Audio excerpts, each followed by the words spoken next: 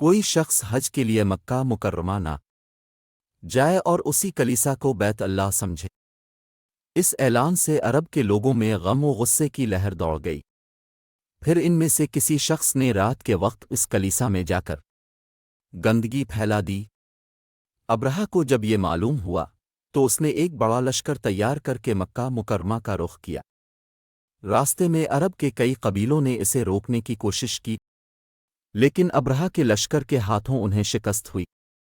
آخر کار یہ لشکر مکہ مکرمہ کے قریب ایک جگہ پہنچ گیا۔ اگلی صبح جب اس نے بیت اللہ کی طرف بڑھنا چاہا تو اس کے ہاتھی نے آگے بڑھنے سے انکار کر دیا۔ اسی وقت اس کی طرف سے عجیب و غریب قسم کے پرندوں کا ایک غول آیا اور لشکر پر چھا گیا۔ ہر پرندے کی چونچ میں 3 کنکر تھے، جو انہوں نے لشکر کے لوگوں پر برسانے شروع کر دیے۔ ان کنکروں نے لشکر کے لوگوں کے جسموں کو چیر کر رکھ دیا۔ یہ عذاب دیکھ کر سارے ہاتھی بھاگ کھڑے ہوئے۔ لشکر کے سپاہیوں میں سے کچھ وہی ہلاک ہو گئے اور کچھ جو بھاگ نکلے وہ راستے میں مر گئے۔ ابرہہ کے جسم میں ایسا زہر سرایت کر گیا کہ اس کا ایک ایک جوڑ گل سڑ کر گرنے لگا۔ اسی حالت میں اسے یمن لایا گیا۔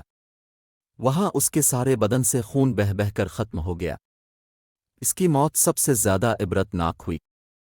اس کے 2 ہاتھی بان مکہ مکرمہ میں رہ گئے تھے، جو اپاہج اور اندھے ہو گئے۔ اس طرح اللہ پاک نے اپنے گھر کی حفاظت فرمائی اور طاقت پر غرور کرنے والوں کو سزا کا مزہ چکھایا۔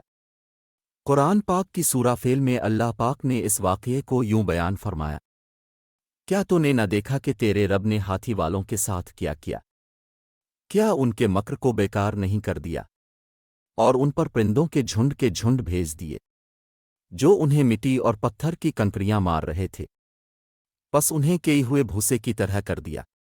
آیت تا اس طرح کے سبق آموز قصے کہانیاں سننے کے لیے ہمارا چینل ببو گوشا ٹی وی کو لائک کریں، سبسکرائب کریں اور گھنٹی کے نشان کو ضرور دبا دیں۔ شکریہ۔